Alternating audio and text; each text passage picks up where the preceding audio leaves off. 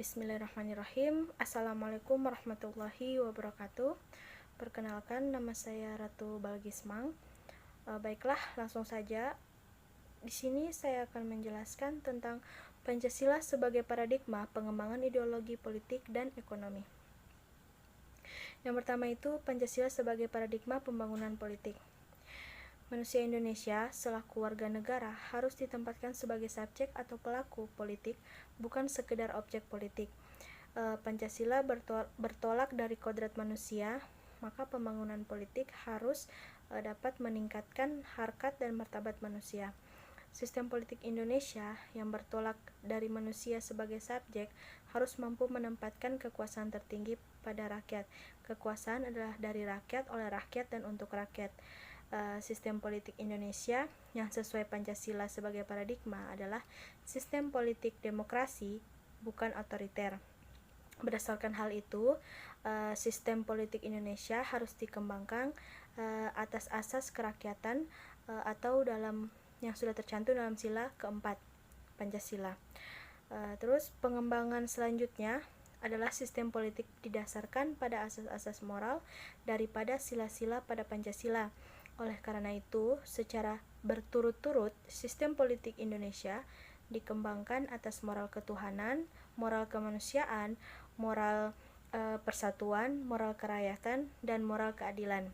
Perilaku politik, baik dari warga negara maupun penyelenggara negara, dikembangkan atas dasar moral tersebut sehingga menghasilkan perilaku politik yang santun dan bermoral. Pancasila sebagai paradigma pengembangan sosial politik diartikan bahwa Pancasila bersifat sosial politik bangsa dalam cita-cita bersama yang ingin diwujudkan dengan menggunakan nilai-nilai dalam Pancasila.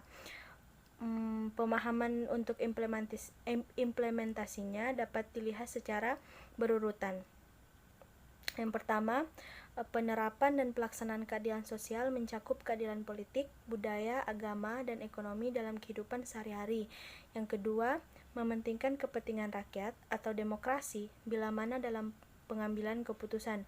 Terus yang ketiga, melaksanakan keadilan sosial dan penentuan prioritas kerakyatan berdasarkan konsep mempertahankan persatuan. Terus yang keempat, dalam pencapaian tujuan keadilan menggunakan pendekatan kemanusiaan yang adil dan beradab. Terus yang terakhir, tidak dapat dinilai nilai-nilai keadilan sosial, demokrasi, persatuan dan kemanusiaan tersebut bersumber pada nilai ketuhanan yang Maha Esa. Selanjutnya masuk di Pancasila sebagai paradigma pembangunan ekonomi. Sesuai dengan paradigma Pancasila dalam pembangunan ekonomi, maka sistem dan pembangunan ekonomi berpijak pada nilai moral daripada Pancasila. Secara khusus, sistem ekonomi harus mendasarkan pada dasar moralitas ketuhanan atau sila pertama Pancasila dan kemanusiaan yang sudah tercantum juga di sila kedua Pancasila. Sistem ekonomi yang mendasar pada moralitas dan humanistis akan menghasilkan sistem ekonomi yang berperi kemanusiaan. Sistem ekonomi yang menghargai hakikat manusia, baik selaku makhluk hidup, individu, sosial, makhluk pribadi maupun makhluk Tuhan. Kemudian, sistem ekonomi yang berdasar Pancasila berbeda dengan sistem ekonomi liberal yang hanya menguntungkan individu-individu tanpa perhatian pada manusia lain. Sistem ekonomi demikian juga berbeda dengan sistem ekonomi dalam sistem sosialis yang tidak mengakui kepemilikan individu. Pancasila bertolak dari manusia sebagai totalitas dan manusia sebagai subjek. Pancasila sebagai paradigma pengembangan ekonomi lebih mengacu pada sila keempat Pancasila, yaitu sementara pengembangan ekonomi lebih mengacu pada pembangunan sistem ekonomi Indonesia. Dengan demikian, subjudul ini merujuk pada pembangunan ekonomi kerakyatan atau pembangunan demokrasi ekonomi atau pembangunan sistem ekonomi Indonesia dan atau sistem ekonomi Pancasila. Dalam ekonomi kerakyatan, politik atau kebijakan ekonomi harus untuk besarnya kemakmuran atau kesejahteraan rakyat yang harus mampu mewujudkan perekonomian nasional yang lebih berkeadilan bagi seluruh warga masyarakat, atau tidak lagi yang seperti selama Orde Baru yang telah berpihak pada ekonomi besar atau konglomerat.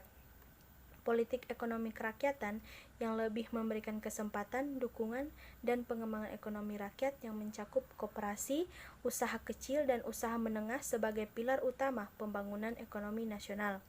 Oleh sebab itu, perekonomian disusun sebagai usaha bersama berdasar atas asas kekeluargaan. Bangun perusahaan yang sesuai dengan ini ialah koperasi. Ekonomi kerakyatan akan mampu mengembangkan program-program konkret pemerintah daerah di era otonomi daerah yang lebih mandiri dan lebih mampu mewujudkan keadilan dan pemerataan pembangunan daerah. Dengan demikian, ekonomi kerakyatan akan mampu memberdayakan daerah atau rakyat dalam berekonomi sehingga lebih adil, demokratis, transparan, dan partisipatif. Dalam ekonomi kerakyatan, pemerintah pusat yang demokratis berperan memaksakan pematuhan peraturan-peraturan yang bersifat melindungi warga atau meningkatkan kepastian hukum. Itulah penjelasan saya dari materi yang saya sudah sampaikan. Sekian dari saya. Wallahu musta'an, fastabiqul khairat. Wassalamualaikum warahmatullahi wabarakatuh.